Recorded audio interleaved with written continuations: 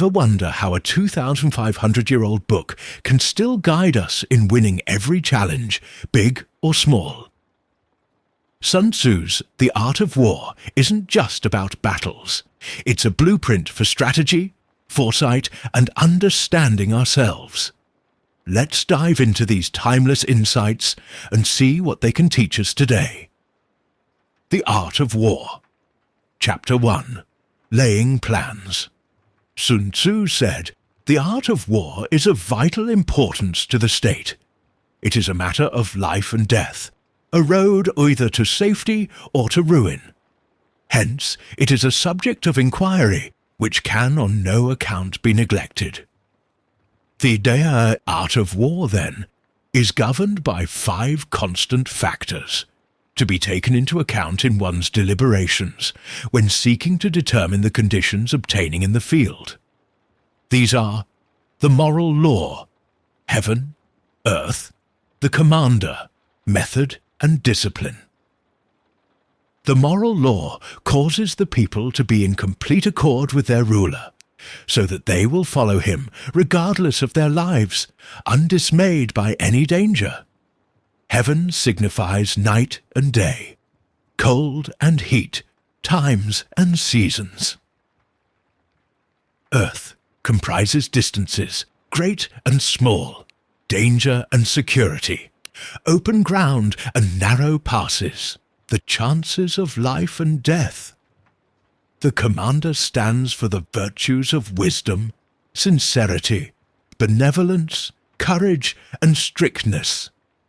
By method and discipline are to be understood the marshalling of the army in its proper subdivisions, the graduations of rank among the officers, the maintenance of roads by which supplies may reach the army, and the control of military expenditure. These 5 heads should be familiar to every general. He who knows them will be victorious. He who knows them not will fail.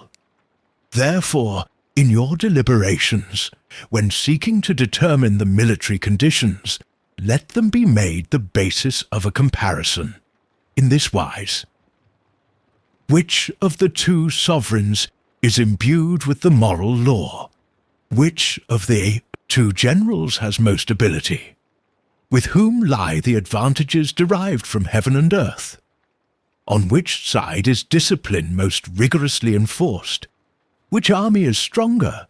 On which side are officers and men more highly trained? In which army is there the greater constancy, both in reward and punishment? By means of these 7 considerations, I can forecast victory or defeat. The general that hearkens to my counsel and acts upon it will conquer. Let such a one be retained in command. The general that hearkens not to my counsel, nor acts upon it, will suffer defeat. Let such a one be dismissed. While heading the profit of my counsel, avail yourself also of any helpful circumstances over and beyond the ordinary rules. According as circumstances are favourable, one should modify one's plans. All warfare is based on deception. Hence, when able to attack, we must seem unable. When using our forces, we must seem inactive. When we are near, we must make the enemy believe we are far away. When far away, we must make him believe we are near. Hold out baits to entice the enemy. Feign disorder and crush him. If he is secure at all points, be prepared for him. If he is in superior strength, evade him. If your opponent is of choleric temper, seek to irritate him. Pretend to be weak, that he may grow arrogant. If he is taking his ease, give him no rest. If his forces are united, separate them. Attack him where he is unprepared. Appear where you are not expected. These military devices, leading to victory, must not be divulged beforehand. Now the general who wins a battle makes many calculations. in his temple ere the battle is fought. The general who loses a battle makes but few calculations beforehand. Thus do many calculations lead to victory, and few calculations to defeat. How much more no calculation at all? It is by attention to this point that I can foresee who is likely to win or lose. Chapter 2. Waging War. Sun Tzu said, "In the operations of war, where there are in the field 1,000 swift chariots, as many heavy chariots, and 100,000 mail-clad soldiers, with provisions enough to carry them 1,000 lie, the expenditure at home and at the front, including entertainment of guests, small items such as glue and paint, and sums spent on chariots and armour, will reach the total of 1,000 ounces of silver per day. Such is the cost of raising an army of 100,000 men." When you engage in actual fighting, if victory is long in coming, then men's weapons will grow dull, and their ardour will be damped. If you lay siege to a town, you will exhaust your strength. Again, if the campaign is protracted, the resources of the state will not be equal to the strain. Now, when your weapons are dulled, your ardour damped, your strength exhausted, and your treasure spent, other chieftains will spring up to take advantage of your extremity. Then no man, however wise, will be able to avert the consequences that must ensue. Thus, though we have heard of stupid haste in war, cleverness has never been seen associated with long delays. There is no instance of a country having benefited from prolonged warfare. It is only one who is thoroughly acquainted with the evils of war that can thoroughly understand the profitable way of carrying it on. The skilful soldier does not raise a second levy, neither are his supply wagons loaded more than twice. Bring war material with you from home, but forage on the enemy. Thus the army will have food enough for its needs. Poverty of the state exchequer causes an army to be maintained by contributions from a distance. Contributing to maintain an army at a distance causes the people to be impoverished. On the other hand, the proximity of an army causes prices to go up, and high prices cause the people's substance to be drained away. When their substance is drained away, the peasantry will be afflicted by heavy exactions.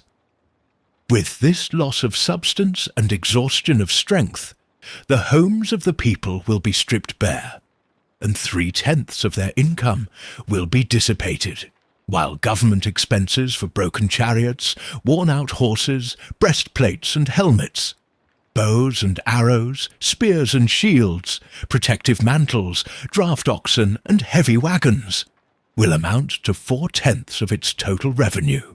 Hence, a wise general makes a point of foraging on the enemy. 1 cartload of the enemy's provisions is equivalent to 20 of one's own, and likewise a single pecul of his provender is equivalent to 20 from one's own store.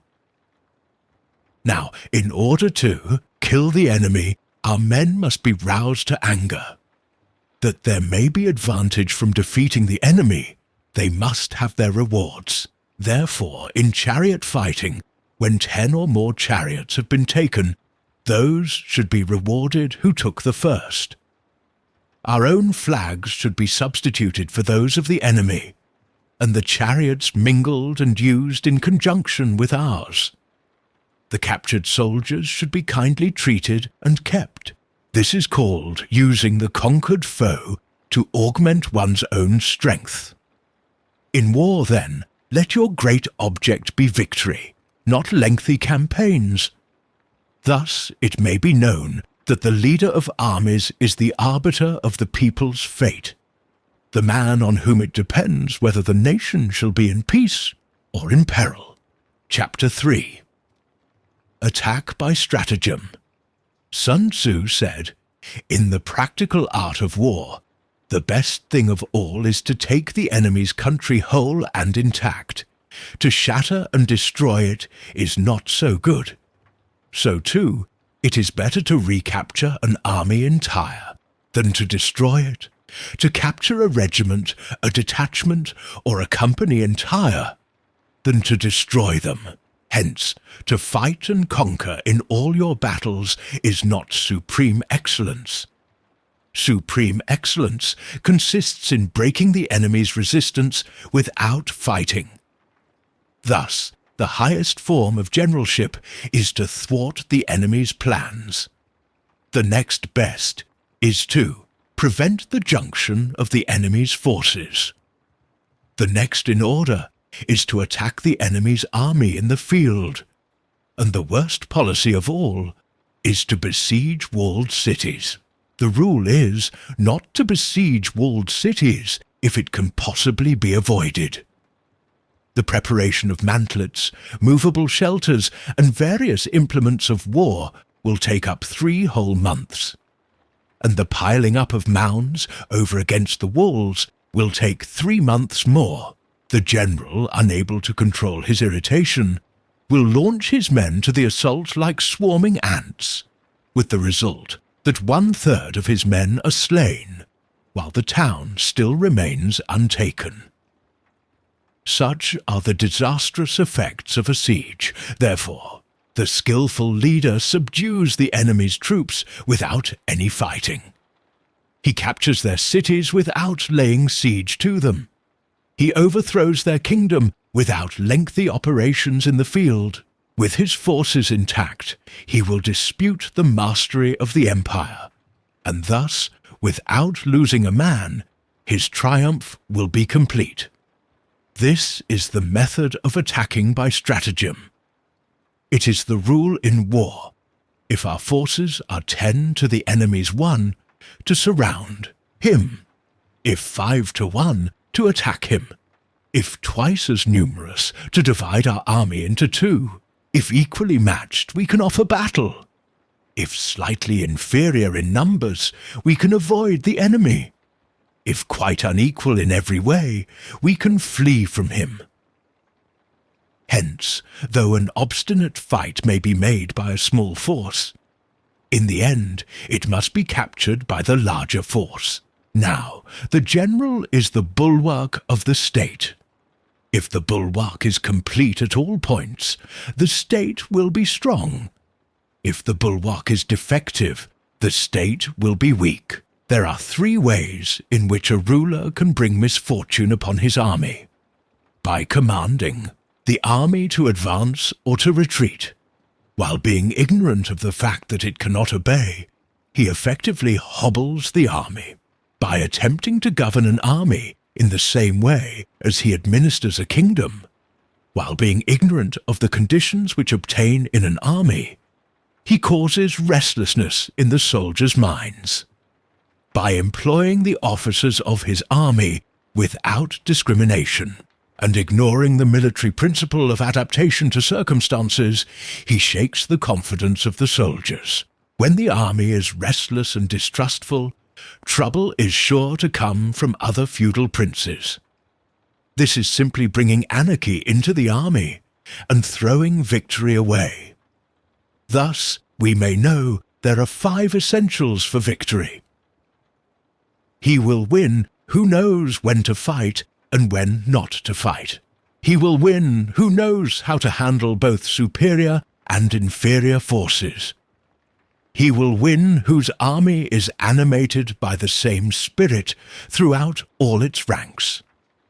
He will win who, being prepared himself, waits to take the enemy unprepared. He will win who has military capacity and is not interfered with by the sovereign. Hence the saying, if you know the enemy and know yourself, you need not fear the result of 100 battles. If you know yourself but not the enemy, for every victory gained, you will also suffer a defeat. If you know neither the enemy nor yourself, you will succumb in every battle. Chapter 4. Tactical Dispositions. Sun Tzu said, "The good fighters of old first put themselves beyond the possibility of defeat, and then waited for an opportunity of defeating the enemy. To secure ourselves against defeat lies in our own hands, but the opportunity of defeating the enemy is provided by the enemy himself. Thus, the good fighter is able to secure himself against defeat, but cannot make certain of defeating the enemy." Hence the saying, "One may know how to conquer without being able to do it." Security against defeat implies defensive tactics. Ability to defeat the enemy means taking the offensive. Standing on the defensive indicates insufficient strength. Attacking, a superabundance of strength. The general who is skilled in defense hides in the most secret recesses of the earth. He who is skilled in attack flashes forth from the topmost heights of heaven. Thus, on the one hand, we have ability to protect ourselves. On the other, a victory that is complete. To see victory only when it is within the ken of the common herd is not the acme of excellence. Neither is it the acme of excellence if you fight and conquer, and the whole empire says, "Well done." To lift an autumn hare is no sign of great strength. To see the sun and moon is no sign of sharp sight. To hear the noise of thunder is no sign of a quick ear. What the ancients called a clever fighter is one who not only wins, but excels in winning with ease. Hence, his victories bring him neither reputation for wisdom nor credit for courage. He wins his battles by making no mistakes. Making no mistakes is what establishes the certainty of victory, for it means conquering an enemy that is already defeated. Hence, the skillful fighter puts himself into a position which makes defeat impossible, and does not miss the moment for defeating the enemy. Thus it is that in war the victorious strategist only seeks battle after the victory has been won, whereas he who is destined to defeat first fights and afterwards looks for victory. The consummate leader cultivates the moral law and strictly adheres to method and discipline. Thus, it is in his power to control success. In respect of military method, we have firstly measurement, secondly estimation of quantity, thirdly calculation, fourthly balancing of chances, fifthly victory. Measurement owes its existence to earth, estimation of quantity to measurement, calculation to estimation of quantity, balancing of chances to calculation, and victory to balancing of chances. A victorious army opposed to a routed one is as a pound's weight placed in the scale against a single grain. The onrush of a conquering force is like the bursting of pent-up waters into a chasm, 1,000 fathoms deep. Chapter 5. Energy. Sun Tzu said, "The control of a large force is the same principle as the control of a few men. It is merely a question of dividing up their numbers. Fighting with a large army under your command is no wise different from fighting with a small one. It is merely a question of instituting signs and signals to ensure that your whole host may withstand the brunt of the enemy's attack and remain unshaken. This is effected by maneuvers direct and indirect. That the impact of your army may be like a grindstone dashed against an egg. This is effected by the science of weak points and strong. In all fighting, the direct method may be used for joining battle, but indirect methods will be needed in order to secure victory. Indirect tactics, efficiently applied, are inexhaustible as heaven and earth, unending as the flow of rivers and streams. Like the sun and moon, they end but to begin anew. Like the 4 seasons, they pass away to return once more. There are not more than 5 musical notes, yet the combinations of these 5 give rise to more melodies than can ever be heard. There are not more than 5 primary colours, blue, yellow, red, white, and black, yet in combination they produce more hues than can ever be seen. There are not more than 5 cardinal tastes, sour, acrid, salt, sweet, bitter, yet combinations of them yield more flavours than can ever be tasted. In battle, there are not more than 2 methods of attack, the direct and the indirect, yet these, 2 in combination, give rise to an endless series of manoeuvres. The direct and the indirect lead onto each other in turn. It is like moving in a circle. You never come to an end. Who can exhaust the possibilities of their combination? The onset of troops is like the rush of a torrent, which will even roll stones along in its course. The quality of decision is like the well-timed swoop of a falcon, which enables it to strike and destroy its victim. Therefore the good fighter will be terrible in his onset, and prompt in his decision. Energy may be likened to the bending of a crossbow, decision to the releasing of a trigger. Amid the turmoil and tumult of battle, there may be seeming disorder, and yet no real disorder at all. Amid confusion and chaos, your array may be without head or tail, yet it will be proof against defeat. Simulated disorder postulates perfect. Discipline simulated fear postulates courage. Simulated weakness postulates strength. Hiding order beneath the cloak of disorder is simply a question of subdivision. Concealing courage under a show of timidity presupposes a fund of latent energy. Masking strength with weakness is to be effected by tactical dispositions. Thus, 1.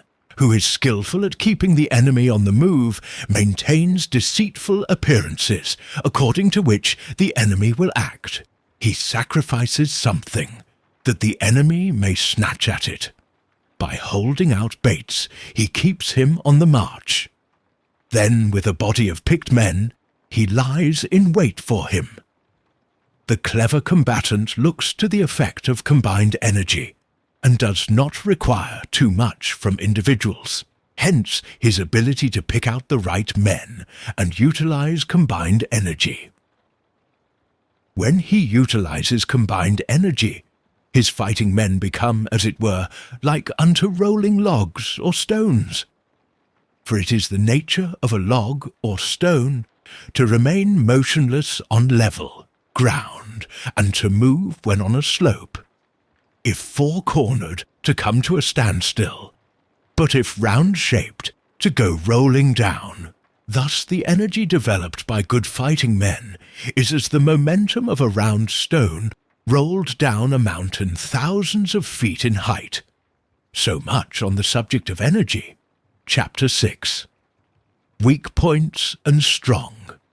Sun Tzu said, "Whoever is first in the field and awaits the coming of the enemy will be fresh for the fight. Whoever is second in the field and has to hasten to battle will arrive exhausted." Therefore, the clever combatant imposes his will on the enemy, but does not allow the enemy's will to be imposed on him. By holding out advantages to him, he can cause the enemy to approach of his own accord, or, by inflicting damage, he can make it impossible for the enemy to draw near. If the enemy is taking his ease, he can harass him. If well supplied with food, he can starve him out. If quietly encamped, he can force him to move. Appear at points which the enemy must hasten to defend. March swiftly to places where you are not expected. An army may march great distances without distress if it marches through country where the enemy is not. You can be sure of succeeding in your attacks if you only attack places which are undefended. You can ensure the safety of your defense if you only hold positions that cannot be attacked. Hence, that general is skillful in attack whose opponent does not know what to defend. And he is skillful in defense whose opponent does not know what to attack. O divine art of subtlety and secrecy! Through you we learn to be invisible, through you inaudible, and hence we can hold the enemy's fate in our hands. You may advance and be absolutely irresistible if you make for the enemy's weak points. You may retire and be safe from pursuit if your movements are more rapid than those of the enemy. If we wish to fight, the enemy can be forced to an engagement even though he be sheltered behind a high rampart and a deep ditch. All we need do is attack some other place that he will be obliged to relieve. If we do not wish to fight, we can prevent the enemy from engaging us, even though the lines of our encampment be merely traced out on the ground. All we need do is to throw something odd and unaccountable in his way. By discovering the enemy's dispositions and remaining invisible ourselves, we can keep our forces concentrated, while the enemy's must be divided.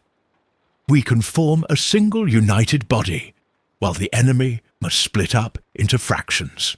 Hence, there will be a whole pitted against separate parts of a whole, which means that we shall be many to the enemy's few. And if we are able thus to attack an inferior force with a superior one, our opponents will be in dire straits. The spot where we intend to fight must not be made known, for then the enemy will have to prepare against a possible attack at several different points, and his forces being thus distributed in many directions, the numbers we shall have to face at any given point will be proportionately few.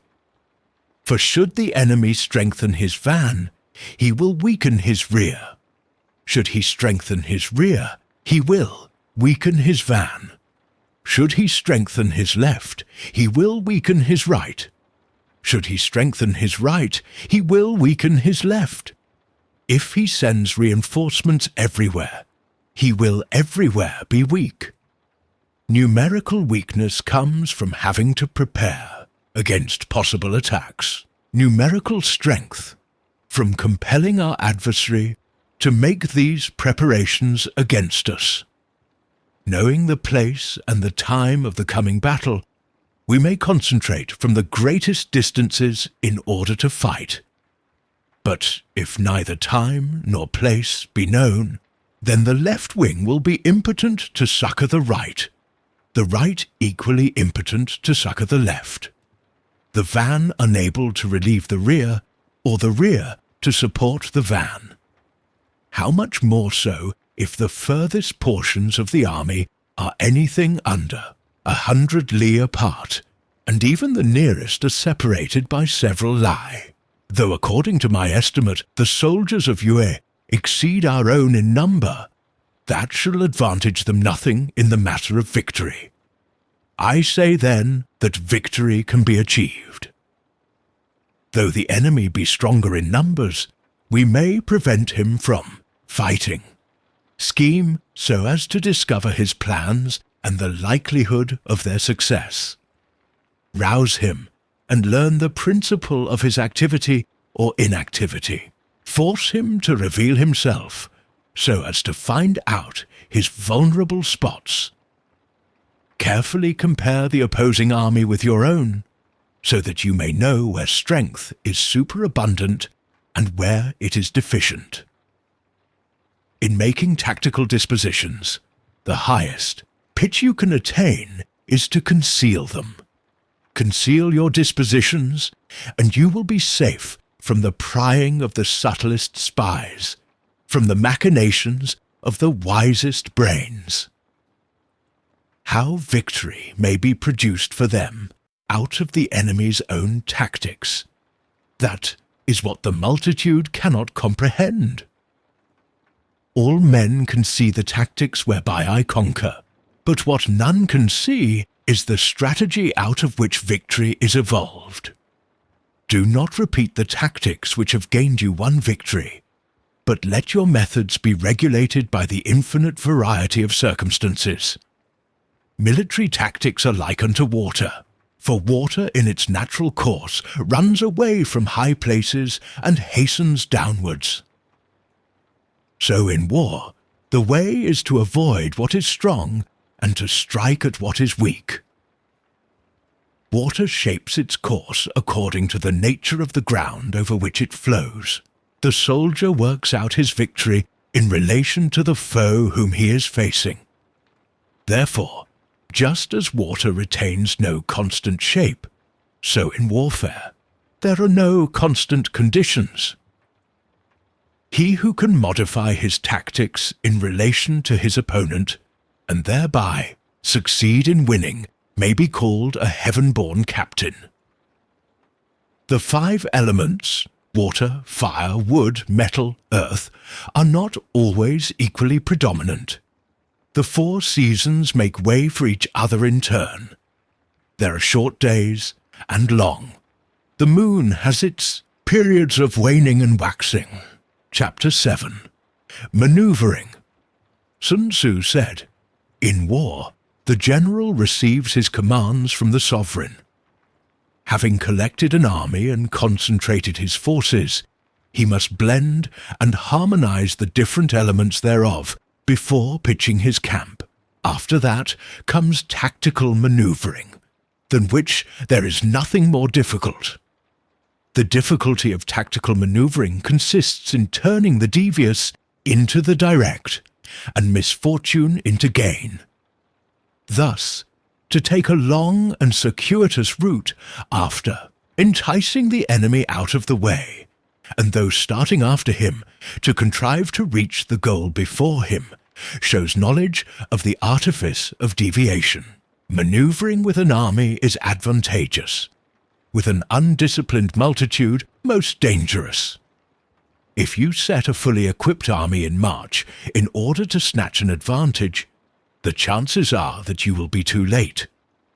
On the other hand, to detach a flying column for the purpose involves the sacrifice of its baggage and stores. Thus, if you order your men to roll up their buff coats and make forced marches without halting day or night, covering double the usual distance at a stretch, doing 100 li in order to wrest an advantage, the leaders of all your 3 divisions will fall into the hands of the enemy. The stronger men will be in front, the jaded ones will fall behind, and on this plan only 1/10 of your army will reach its destination. If you march 50 li in order to outmaneuver the enemy, you will lose the leader of your 1st division, and only half your force will reach the goal. If you march 30 li with the same object, 2/3 of your army will arrive.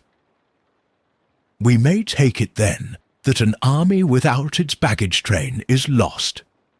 Without provisions, it is lost. Without bases of supply, it is lost. We cannot enter into alliances until we are acquainted with the designs of our neighbours. We are not fit to lead an army on the march unless we are familiar with the face of the country, its mountains and forests, its pitfalls and precipices, its marshes and swamps. We shall be unable to turn natural advantage to account unless we make use of local guides. In war, practice dissimulation, and you will succeed. Whether to concentrate or to divide your troops must be decided by circumstances.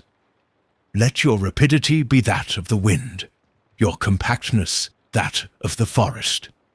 In raiding and plundering be like fire, in immovability be like a mountain. Let your plans be dark and impenetrable as night, and when you move, fall like a thunderbolt. When you plunder a countryside, let the spoil be divided amongst your men. When you capture new territory, cut it up into allotments for the benefit of the soldiery. Ponder and deliberate before you make a move. He will conquer who has learnt the artifice of deviation. Such is the art of manoeuvring. The Book of Army Management says, "On the field of battle, the spoken word does not carry far enough. Hence the institution of gongs and drums, nor can ordinary objects be seen clearly enough. Hence the institution of banners and flags. Gongs and drums, banners and flags, are means whereby the ears and eyes of the host may be focused on one particular point. The host thus forming a single, united body, it is impossible either for the brave to advance alone, or for the cowardly to retreat alone. This is the art of handling large masses of men. In night fighting, then, make much use of signal fires and drums, and in fighting by day, of flags and banners, as a means of influencing the ears and eyes of your army. A whole army may be robbed of its spirit. A commander-in-chief may be robbed of his presence of mind. Now, a soldier's spirit is keenest in the morning.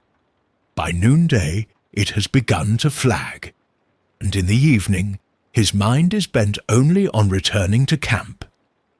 A clever general, therefore, avoids an army when its spirit is keen, but attacks it when it is sluggish and inclined to return. This is the art of studying moods, disciplined and calm, to await the appearance of disorder and hubbub amongst the enemy. This is the art of retaining self-possession. To be near the goal while the enemy is still far from it. To wait at ease while the enemy is toiling and struggling. To be well fed while the enemy is famished. This is the art of husbanding one's strength. To refrain from intercepting an enemy whose banners are in perfect order. To refrain from attacking an army drawn up in calm and confident array. This is the art of studying circumstances. It is a military axiom not to advance uphill against the enemy, nor to oppose him when he comes downhill. Do not pursue an enemy who simulates flight. Do not attack soldiers whose temper is keen. Do not swallow bait offered by the enemy. Do not interfere with an army that is returning home. When you surround an army, leave an outlet free. Do not press a desperate foe too hard.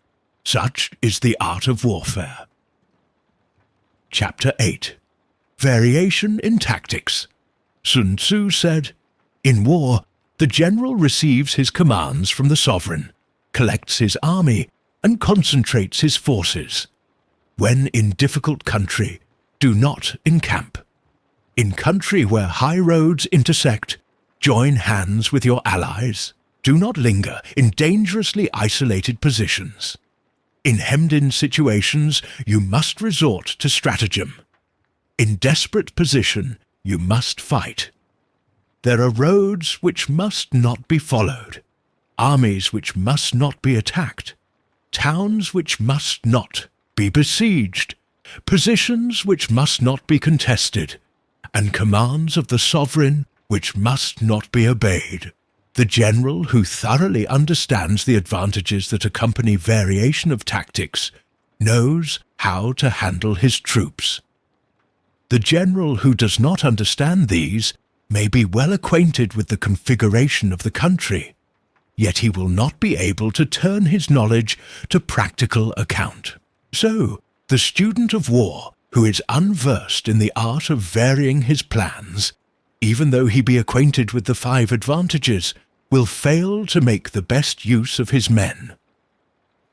Hence, in the wise leader's plans, considerations of advantage and of disadvantage will be blended together. If our expectation of advantage be tempered in this way, we may succeed in accomplishing the essential part of our schemes. If, on the other hand, in the midst of difficulties we are always ready to seize an advantage, we may extricate ourselves from misfortune, reduce the hostile chiefs by inflicting damage on them, make trouble for them, keep them constantly engaged, hold out specious allurements, and make them rush to any given point. The art of war teaches us to rely not on the likelihood of the enemy's not coming, but on our own readiness to receive him, not on the chance of his not attacking, but rather on the fact that we have made our position unassailable. There are 5 dangerous faults which may affect a general. Recklessness, which leads to destruction; cowardice, which leads to capture; a hasty temper, which can be provoked by insults; a delicacy of honour, which is sensitive to shame; over-solicitude for his men, which exposes him to worry and trouble. These are the 5 besetting sins of a general, ruinous to the conduct of war. When an army is overthrown and its leader slain, the cause will surely be found among these 5 dangerous faults. Let them be a subject of meditation. Chapter 9. The army on the march. Sun Tzu said, "We come now to the question of encamping the army, and observing signs of the enemy. Pass quickly over mountains, and keep in the neighbourhood of valleys. Camp in high places, facing the sun. Do not climb heights in order to fight." So much for mountain warfare. After crossing a river, you should get far away from it. When an invading force crosses a river in its onward march, do not advance to meet it in midstream. It is best to let half the army get across and then deliver your attack. If you are anxious to fight, you should not go to meet the invader near a river he has to cross. Moor your craft higher up than the enemy and face the sun. Do not move upstream to meet the enemy. So much for river warfare. In crossing salt marshes, your sole concern should be to get over them quickly, without any delay. If forced to fight in a salt marsh, you should have water and grass near you, and get your back to a clump of trees. So much for operations in salt marshes. In dry level country, take up an easily accessible position with rising ground to your right and on your rear, so that danger may be in front and safety lie behind. So much for campaigning in flat country. These are the 4 useful branches of military knowledge which enabled the Yellow Emperor to vanquish 4 several sovereigns. All armies prefer high ground to low, and sunny places to dark. If you are careful of your men and camp on hard ground, the army will be free from disease of every kind, and this will spell victory. When you come to a hill or a bank, occupy the sunny side, with the slope on your right rear. Thus, you will at once act for the benefit of your soldiers, and utilize the natural advantages of the ground. When, in consequence of heavy rains up country, a river you wish to ford is swollen and flecked with foam, you must wait until it subsides.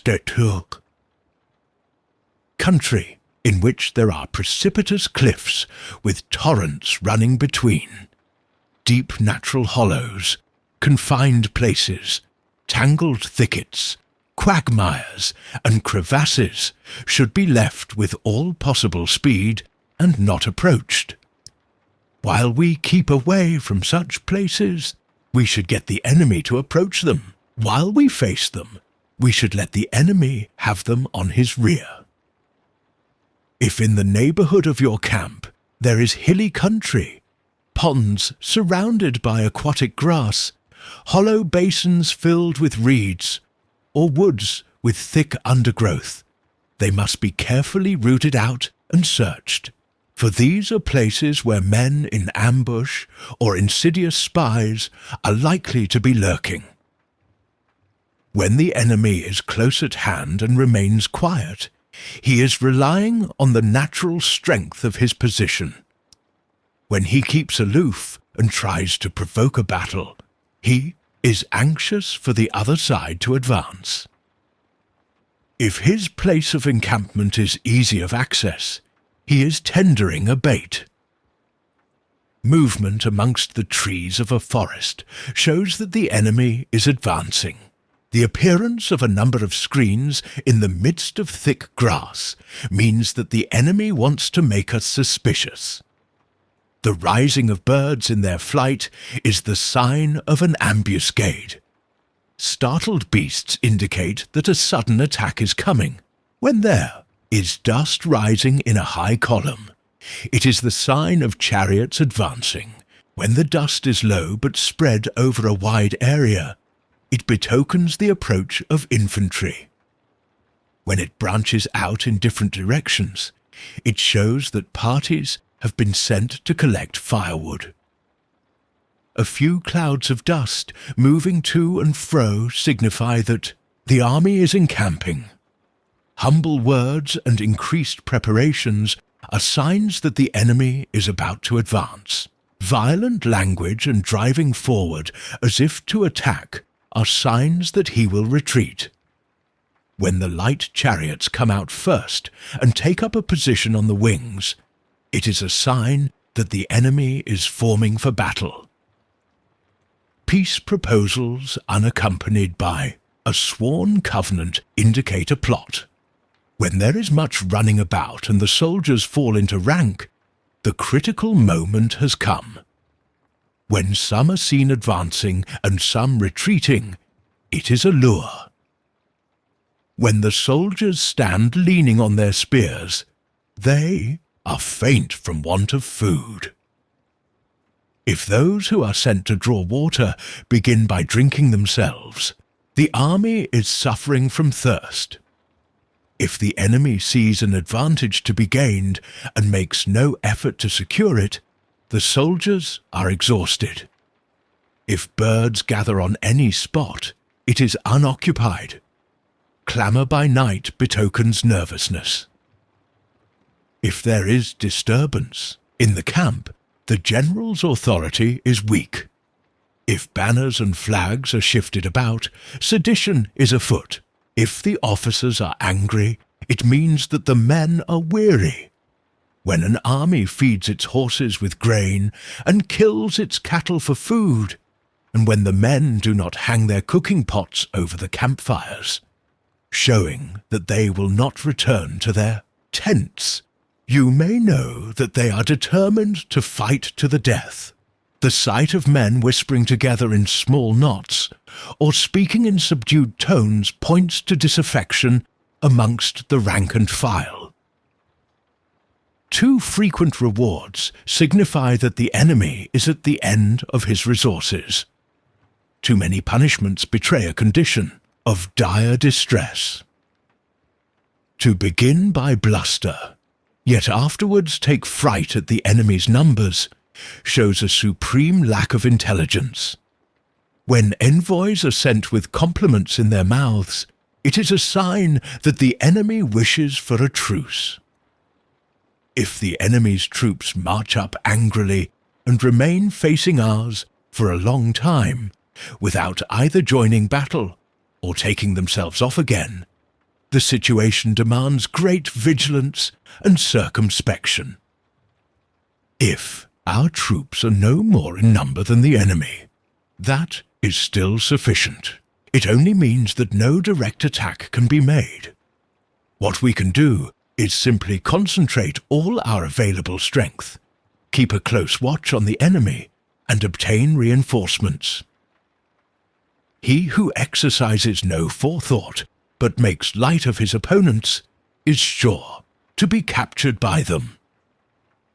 If soldiers are punished before they have grown attached to you, they will not prove submissive, and unless submissive, they will be practically useless. If, When the soldiers have become attached to you, punishments are not enforced, they will be equally useless. Therefore, soldiers must be treated in the first instance with humanity, but kept under control by means of iron discipline. This is a certain road to victory. If in training soldiers, commands are habitually enforced, the army will be well disciplined. If not, its discipline will be bad. If a general shows confidence in his men but always insists on his orders being obeyed, the gain will be mutual. Chapter 10. Terrain. Sun Tzu said, "We may distinguish 6 kinds of terrain: accessible ground, entangling ground, temporizing ground, narrow passes, precipitous heights, and positions at a great distance from the enemy. Ground, which can be freely traversed by both sides, is called accessible. With regard to ground of this nature, be before the enemy in occupying the raised and sunny spots, and carefully guard your line of supplies. Then you will be able to fight with advantage. Ground which can be abandoned, but is hard to reoccupy, is called entangling. From a position of this sort, if the enemy is unprepared, you may sally forth and defeat him. But if the enemy is prepared for your coming, and you fail to defeat him, then, return being impossible, disaster will ensue. When the position is such that neither side will gain by making the first move, it is called temporizing ground. In a position of this sort, even though the enemy should offer us an attractive bait, it will be advisable not to stir forth, but rather to retreat, thus enticing the enemy in his turn. Then, when part of his army has come out, we may deliver our attack with advantage. With regard to narrow passes, if you can occupy them first, let them be strongly garrisoned and await the advent of the enemy. Should the enemy forestall you in occupying a pass, do not go after him if the pass is fully garrisoned, but only if it is weakly garrisoned. With regard to precipitous heights, if you are beforehand with your adversary, you should occupy the raised and sunny spots, and there wait for him to come up. If the enemy has occupied them before you, do not follow him, but retreat and try to entice him away. If you are situated at a great distance from the enemy, and the strength of the 2 armies is equal, it is not easy to provoke a battle, and fighting will be to your disadvantage. These 6 are the principles connected with earth. The general, who has attained a responsible post, must be careful to study them. Now, an army is exposed to 6 several calamities, not arising from natural causes, but from faults for which the general is responsible. These are flight, insubordination, collapse, ruin, disorganization, rout. Other conditions being equal, if one force is hurled against another 10 times its size, the result will be the flight of the former. When the common soldiers are too strong and their officers too weak, the result is insubordination. When the officers are too strong and the common soldiers too weak, the result is collapse. When the higher officers are angry and insubordinate, and on meeting the enemy give battle on their own account from a feeling of resentment, before the commander-in-chief can tell whether or not he is in a position to fight, the result is ruin. When the general is weak and without authority, when his orders are not clear and distinct, when there are no fixed duties assigned to officers and men, and the ranks are formed in a slovenly, haphazard manner, the result is utter disorganization. When a general, unable to estimate the enemy's strength, allows an inferior force to engage a larger one, or hurls a weak detachment against a powerful one, and neglects to place picked soldiers in the front rank, The result must be rout. These are 6 ways of courting defeat, which must be carefully noted by the general who has attained a responsible post.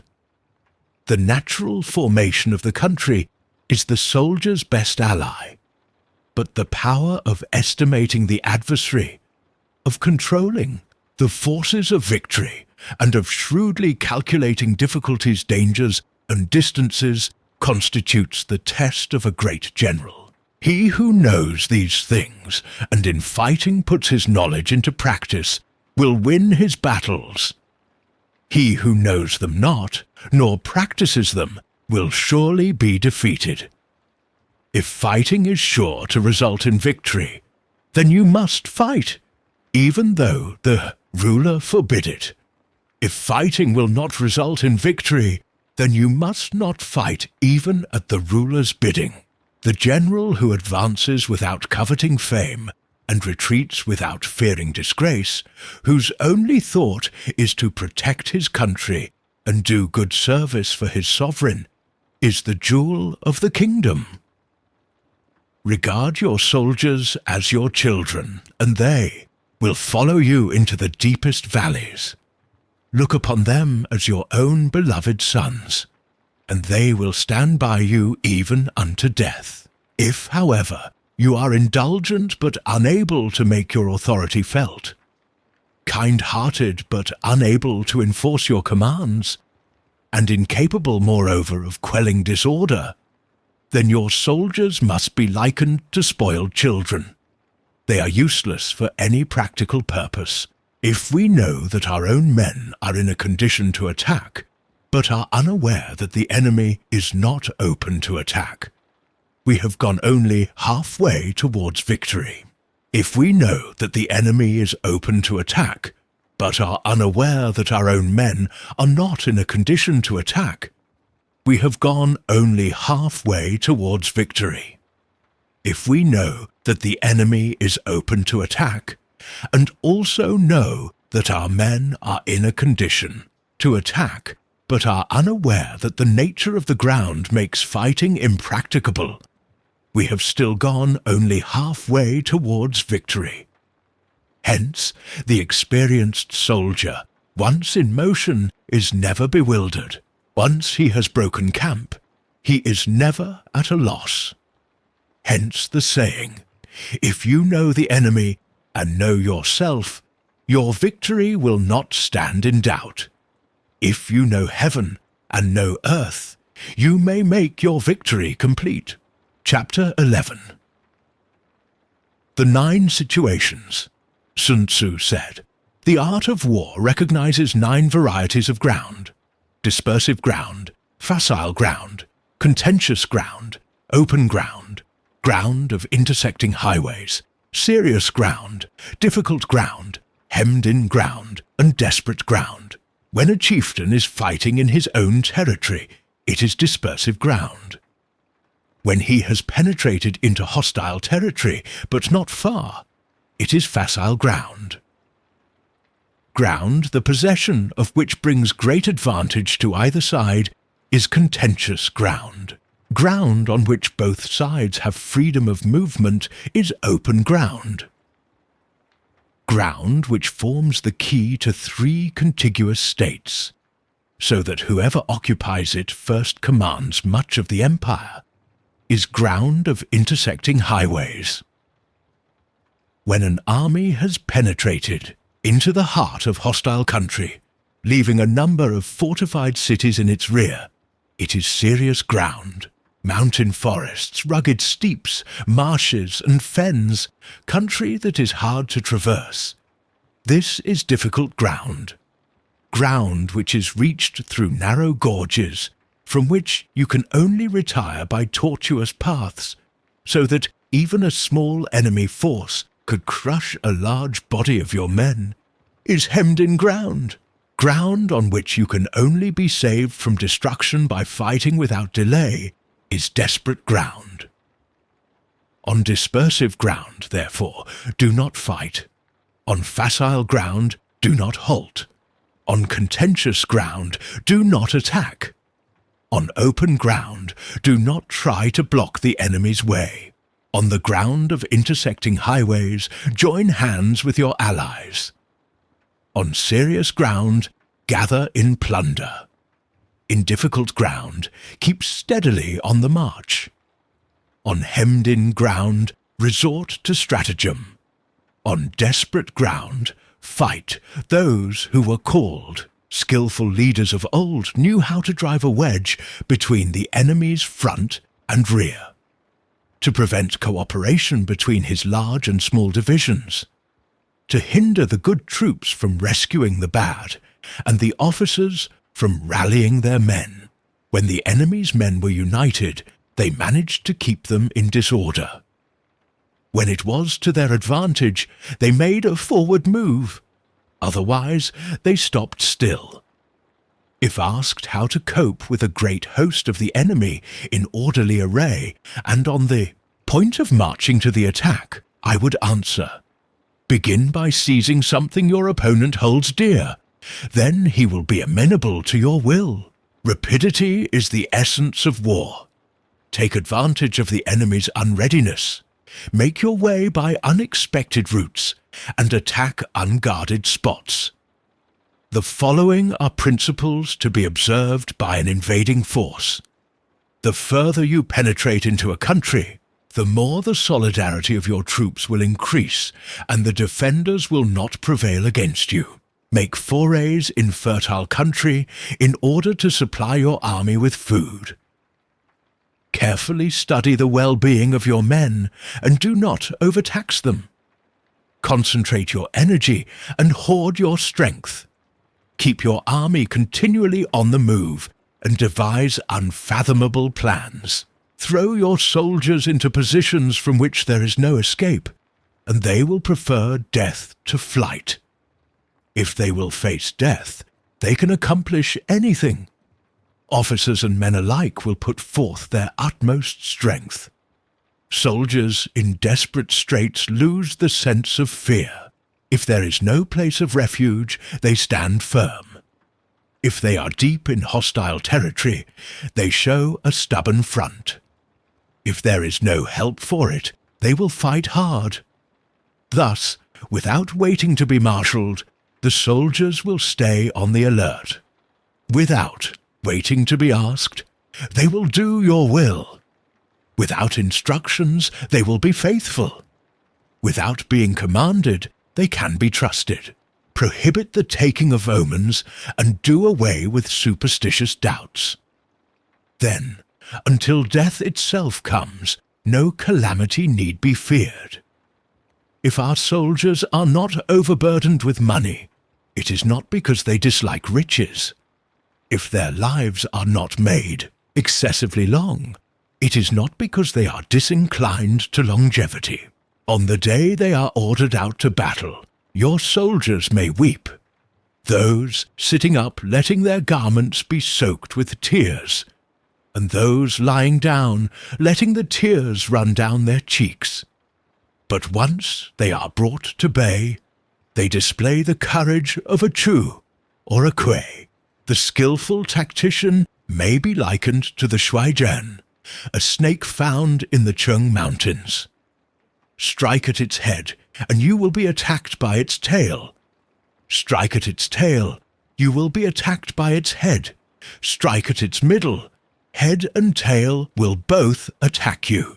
Asked if an army can be made to imitate the Shuaijian, I would answer yes. For though the men of Wu and the men of Yue are enemies, if they are crossing a river in the same boat and encounter a storm, they will come to each other's assistance, just as the left hand helps the right. Hence, it is not enough to put one's trust in tethering horses and burying chariot wheels in the ground. The principle on which to manage an army is to set up one standard of courage that all must reach. How to make the best use of both strong and weak forces is a question involving the proper use of ground. Thus, the skillful general conducts his army as though leading a single man by the hand, compelling him to follow whichever route he may choose. It is the business of a general to be quiet, ensuring secrecy, upright and just, thus maintaining order. He must be able to mystify his officers and men with false reports and appearances, keeping them in total ignorance. By altering his arrangements and shifting his plans, he keeps the enemy without definite knowledge. By changing his camp and taking circuitous routes, he prevents the enemy from anticipating his purpose. At the critical moment, the leader of an army acts like someone who has climbed to a height and then kicked away the ladder behind him. He carries his men deep into hostile territory before revealing his plan. He burns his boats and breaks his cooking pots. Like a shepherd driving a flock of sheep, he drives his men this way and that, while none knows whither he is going. To muster the host and bring it into danger, this may be termed the business of the general. The different measures suited to the 9 varieties of ground, the expediency of aggressive or defensive tactics, and the fundamental laws of human nature. These must certainly be studied. When invading hostile territory, the principle is that penetrating deeply brings cohesion. Penetrating but a short way causes dispersion. When you leave your own country behind and take your army across neighbouring territory, you find yourself on critical ground. When there is easy communication on all 4 sides, you are on a ground of intersecting highways. When you penetrate deeply, it is serious ground. When only a little way, it is facile ground. When you have the enemy's strongholds behind you and narrow passes in front, it is hemmed-in ground. When there is no place of refuge at all, it is desperate ground. Therefore, on dispersive ground, instill unity of purpose in your men. On facile ground, ensure close connection among all parts of your army. On contentious ground, hurry up your rear. On open ground, keep a vigilant eye on your defences. On ground of intersecting highways, consolidate your alliances. On serious ground, work to maintain a continuous flow of supplies. On difficult ground, keep pressing forward. On hemmed-in ground, block every way of retreat. On desperate ground, let your soldiers see that they face annihilation if they do not fight. It is the soldier's disposition to offer obstinate resistance when surrounded, to fight fiercely when he cannot escape, and to obey promptly when he is in danger. We cannot enter into alliances with neighbouring princes until we understand their designs. We cannot lead an army on the march unless familiar with the face of the country, its mountains and forests, pitfalls and precipices, marshes and swamps. We cannot take advantage of natural features unless we make use of local guides. To lack understanding of any one of these principles is not befitting for a warlike prince. When a warlike prince attacks a powerful state, his generalship prevents the concentration of the enemy's forces. He overawes his opponents, discouraging their allies from uniting against him. Thus, he does not need to ally himself with everyone, nor does he foster the power of other states.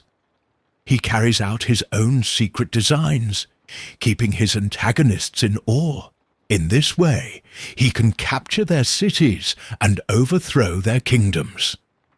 Bestow rewards beyond the ordinary rule. Issue orders disregarding previous arrangements, and you will be able to handle an entire army as though dealing with a single individual. Confront your soldiers with the deed itself. Never let them know your design. When prospects are good, show them clearly. But when the situation is gloomy, say nothing. Place your army in deadly peril, and it will survive. Plunge it into desperate straits, and it will come off safely. It is precisely when a force has fallen into harm's way that it is capable of striking a blow for victory.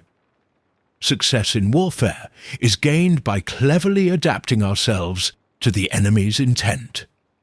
By persistently hanging on the enemy's flank, we may in time strike at the very heart, even to the point of slaying the commander-in-chief. This ability to accomplish a thing by sheer cunning is crucial. On the day you take command, block the frontier passes, destroy the official tallies, and stop the passage of emissaries. Be stern in the council chamber so you may control the situation. If the enemy leaves a door open, rush in. Forestalled by seizing what he holds dear, force him to arrive on your ground according to your timetable. Walk in the path defined by rule, and accommodate yourself to the enemy until you can fight a decisive battle. At first, exhibit the coyness of a maiden until the enemy gives you an opening. Then emulate the rapidity of a running hare, and it will be too late for the enemy to oppose you. Chapter 12. The Attack by Fire. Sun Tzu said, "There are 5 ways of attacking with fire.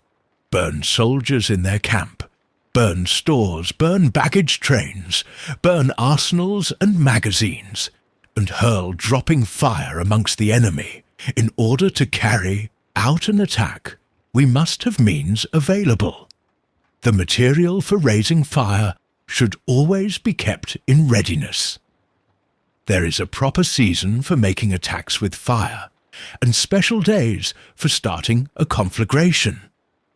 The proper season is when the weather is very dry. The special days are those when the moon is in the constellations of the sieve, the wall, the wing, or the crossbar. For these 4 are all days of rising wind. In attacking with fire, one should be prepared for 5 possible developments. When fire breaks out inside the enemy's camp, respond at once with an attack from without. If there is an outbreak of fire, but the enemy's soldiers remain quiet, bide your time and do not attack. When the force of the flames has reached its height, follow it up with an attack if practicable. If not, stay where you are. If it is possible to make an assault with fire from outside, do not wait for it to break out within, but deliver your attack at a favourable moment. When you start a fire, be to windward of it. Do not attack from the leeward. A wind that rises in the daytime lasts long, but a night breeze soon falls. In every army, the 5 developments connected with fire must be known, the movements of the stars calculated, and a watch kept for the proper days. Hence, those who use fire as an aid to the attack show intelligence. Those who use water as an aid to the attack gain an accession of strength. By means of water, an enemy may be intercepted, but not robbed of all his belongings. Unhappy is the fate of one who tries to win his battles and succeed in his attacks without cultivating the spirit of enterprise, for the result is a waste of time and general stagnation. Hence the saying, "The enlightened ruler lays his plans well ahead. The good general cultivates his resources." Move not unless you see an advantage. Use not your troops unless there is something to be gained. Fight not unless the position is critical. No ruler should put troops into the field merely to gratify his own spleen. No general should fight a battle simply out of pique.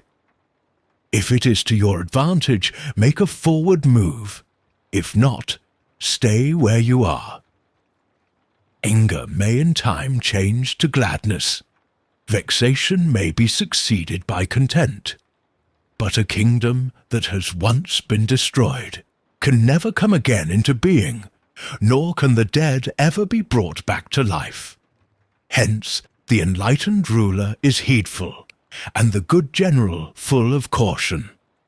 This is the way to keep a country at peace and an army intact. Chapter 13. The Use of Spies.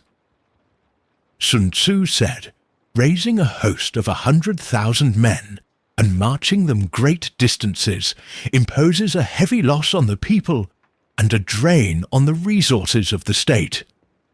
The daily expenditure will amount to 1,000 ounces of silver. There will be commotion at home and abroad, and men will drop down exhausted on the highways. As many as 700,000 families will be impeded in their labour. Hostile armies may face each other for years, striving for the victory that is decided in a single day. Therefore, to remain ignorant of the enemy's condition simply because one grudges the outlay of 100 ounces of silver in honours and emoluments is the height of inhumanity. One who acts thus is no leader of men, no present help to his sovereign, no master of victory. What enables the wise sovereign and the good general to strike and conquer and achieve things beyond the reach of ordinary men is foreknowledge. This foreknowledge cannot be elicited from spirits, obtained by any deductive calculation, or inferred from experience alone. Knowledge of the enemy's dispositions can only be obtained from other men. Hence the use of spies, of whom there are 5 classes: local spies, inward spies, converted spies, doomed spies, and surviving spies. When these 5 kinds of spy are all at work, no one can discover the secret system. This is called divine manipulation of the threads. It is the sovereign's most precious faculty. Having local spies means employing the services of the inhabitants of a district. Having inward spies means making use of officials of the enemy. Having converted spies means getting hold of the enemy's spies and using them for our own purposes. Having doomed spies involves doing certain things openly for purposes of deception, allowing our spies to know of them and report them to the enemy. Surviving spies are those who bring back news from the enemy's camp. None in the whole army should have closer relationships maintained than with spies. No one should be more liberally rewarded. In no other business should greater secrecy be preserved. Spies cannot be usefully employed without a certain intuitive sagacity.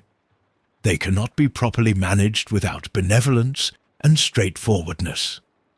Without subtle ingenuity of mind, one cannot make certain of the truth of their reports.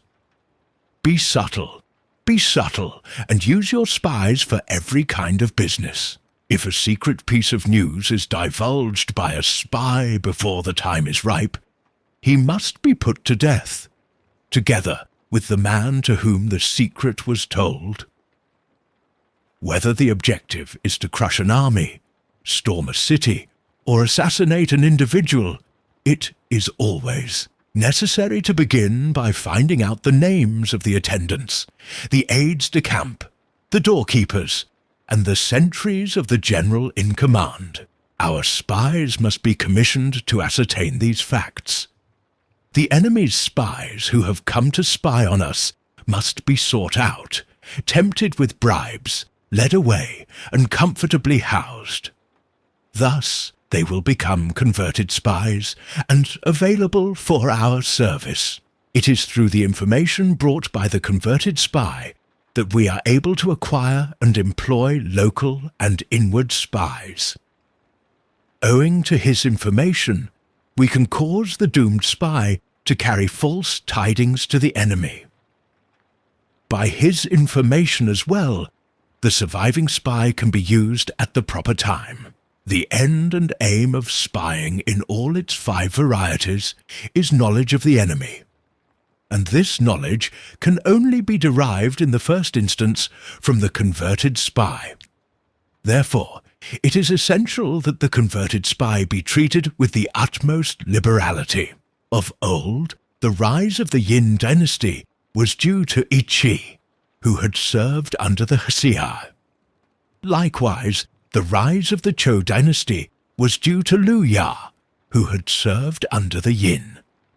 It is only the enlightened ruler and the wise general who will use the highest intelligence of the army for purposes of spying, thereby achieving great results. Spies are a most important element in war, because on them depends an army's ability to move.